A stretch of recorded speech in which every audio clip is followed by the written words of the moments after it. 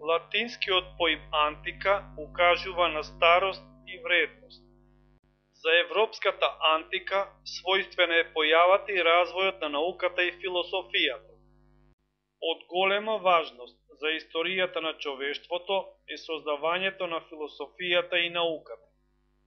Со појавата на философијата на човекот се наметнуваат прашања како што е битието, структурата на космосот, редот на севкупното постоење, како да се води животот, односите во заедницата.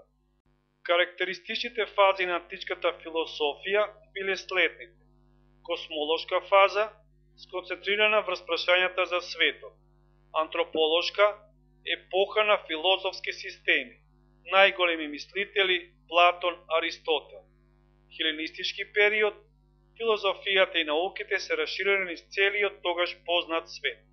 Приклучени се и учењата на римските филозофи. Појава на христијанството. Крај на античката философија.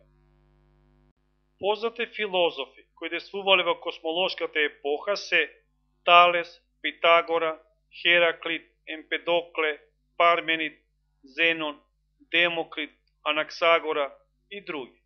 Во антрополошката епоха се истакнуваат софистите Протагора, Горгија, потоа големите Сократ, Платон, Аристотел. Во хеленистичката епоха се познати хедонистот Епикур, скептичарите Пирон, Карнеат, стоиците Зенон, Клеант, Хризип. Во римската философија се познати Кикерон, Тит Лукреци Кар, стоичките етичари Сенека, Епиктет, Марко Аврелий,